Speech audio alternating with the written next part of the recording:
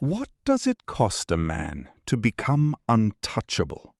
Not in money, not in cattle, in blood, in years, in every insult swallowed and remembered.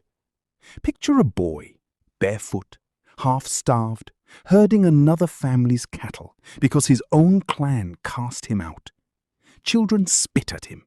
Elders whisper that he shouldn't exist. He is called illegitimate before he even understands what the word means.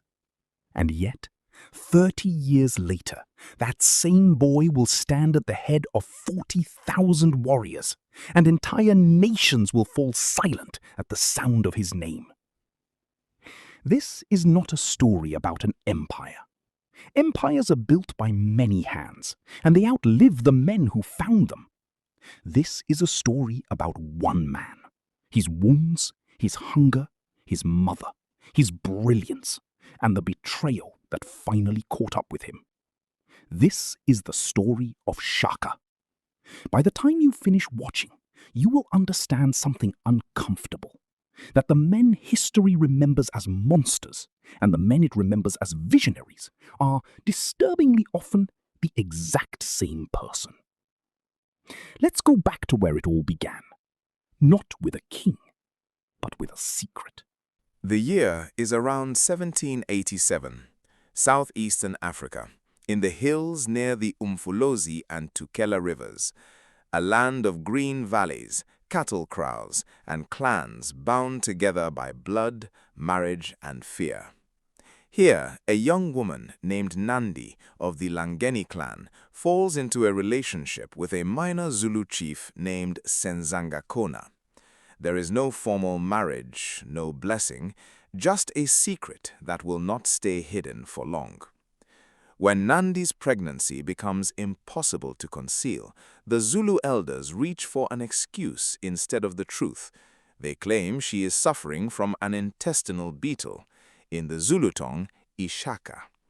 It is a lie meant to save face, but lies have a way of sticking to the people they are told about. When the child is born, they name him after the very insult meant to erase him, Shaka, the beetle, the shameful secret made flesh. Let that sink in for a moment. Before Shaka could walk, before he could speak, his own name was already a wound. kaSenzangakona eventually takes Nandi as a minor wife, but the marriage is unstable, resented, and short-lived.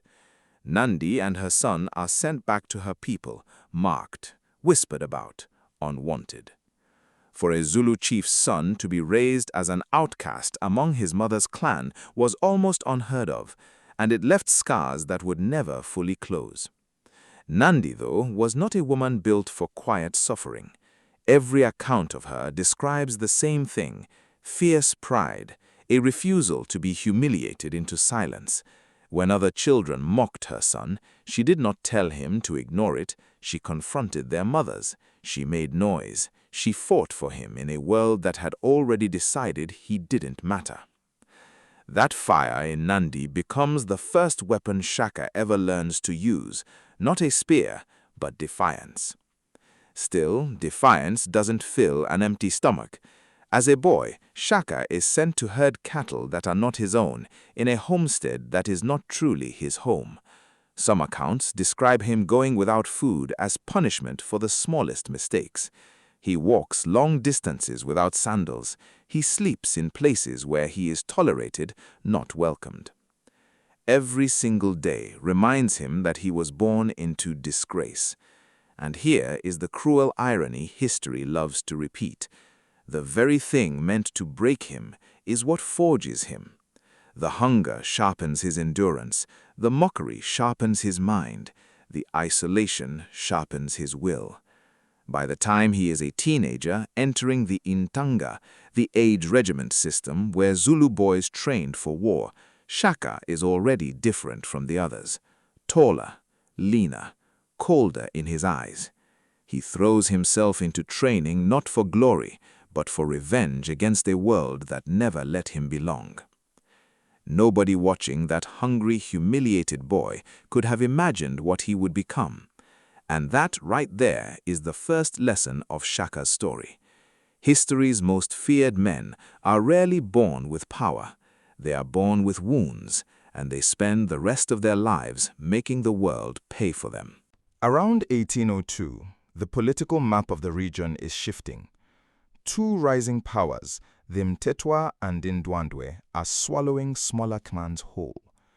Amid this chaos, a young exiled warrior named Shaka enters the service of the Mtetwa chief, Dingiswayo. This single relationship changes everything. Dingiswayo is unlike other chiefs of his time.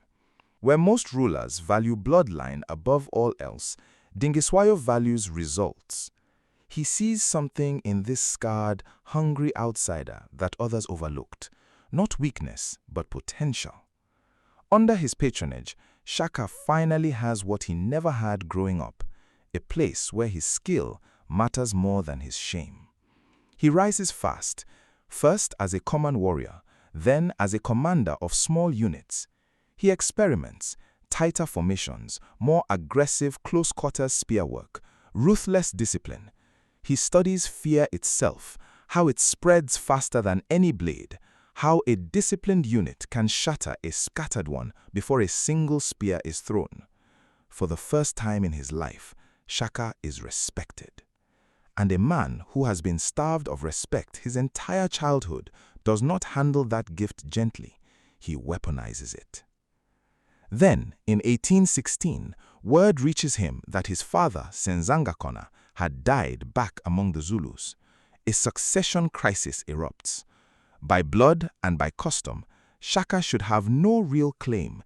His birth was always considered tainted. But Dingiswayo throws his full military weight behind him. With Mtetwa spears at his back, the boy once mocked as illegitimate returns to the clan that rejected him, not as a beggar, but as its new ruler. His half-brother, Sigujana, who briefly held the chieftaincy, is killed to clear the path. It is violent, it is merciless, and it is, by the standards of the world Shaka was raised in, simply how power changed hands. The outcast is now the chief. But Shaka is not interested in simply inheriting a small, unremarkable clan. He is interested in making sure no one ever humiliates him or anyone under his protection again. What Shaka does next is not just political, it is deeply, achingly personal. He begins reshaping everything around him with a single obsession: never again be weak, never again be small, never again be laughed at. He replaces the long throwing spear with a short stabbing blade, the ikloa, forcing warriors into brutal, decisive close combat instead of the old ritualized skirmishes where both sides simply retreated after a few casualties. He issues larger cowhide shields, not just for defense, but as offensive tools to hook an enemy's guard aside and open him up for the kill. He drills his men to run barefoot across brutal terrain, hardening their feet the same way hunger and exile once hardened his own. He builds permanent regiments, the Amabutho, bound not to their families but directly to him. He delays marriage for his warriors, keeping them loyal to no one but their king. Every reform Shaka makes traces back to the boy who had nothing and no one. He builds an army that can never be abandoned, betrayed, or humiliated because he intends to control every variable that once controlled him. And it works, terrifyingly well. His decisive test comes against Zwaide, chief of the powerful Ndwandwe, who had already killed Shaka's mentor Dingiswayo in battle. For Shaka, this war is not politics, it's personal. Outnumbered, he refuses to fight fair. He uses terrain, ambush, and disciplined retreat to bleed Zwaide's massive army before finally crushing it in a devastating encirclement, the now famous bull horn formation, where a central force pins the enemy while two flanking horns close around them like a fist. Zwaide's once mighty nation collapses. Shaka does not simply win, he annihilates. And when the survivors flee in every direction, carrying stories of what happened, something extraordinary occurs. The boy who was once nobody becomes a name whispered in fear across an entire subcontinent. But power built entirely out of old wounds has a dangerous flaw. It never feels like enough. For all his conquests, there was exactly one relationship in Shaka's life that was never about power. Nandi. She had defended him when he had nothing. She had fought for his dignity when the entire world denied it to him. Whatever Shaka became, however feared, however brutal, Nandi remained the one person who had loved him before he had anything to offer.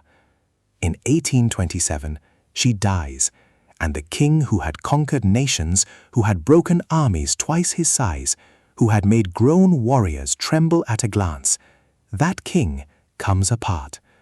According to the accounts we have, largely filtered through European traders at Port Natal, Shaka's grief detonates outward across his entire kingdom.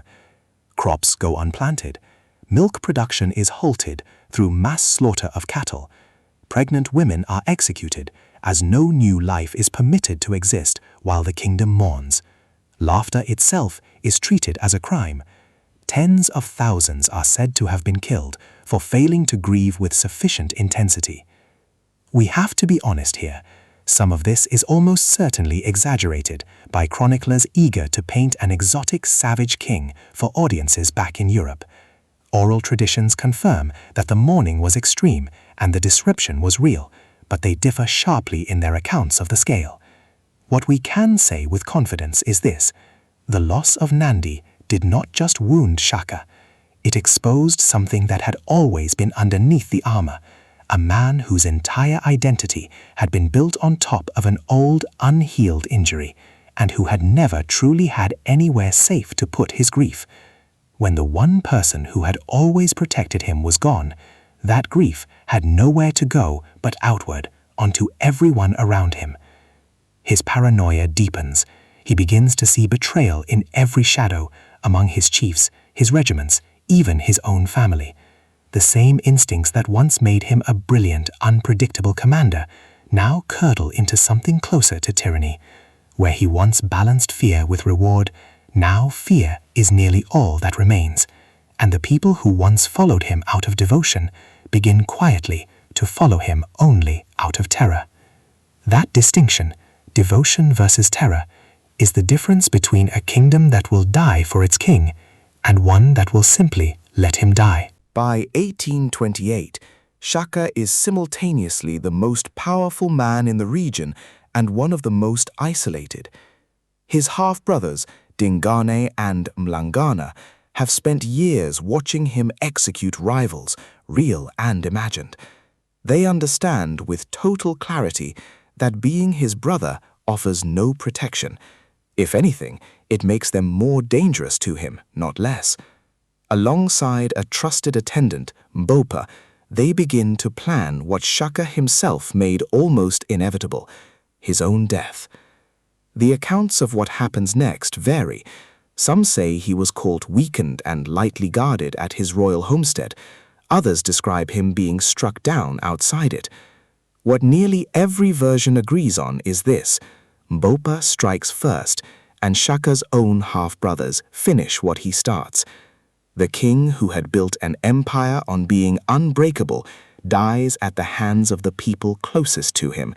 The one category of threat his entire military system was never built to stop. There is something almost unbearably fitting and unbearably sad about that.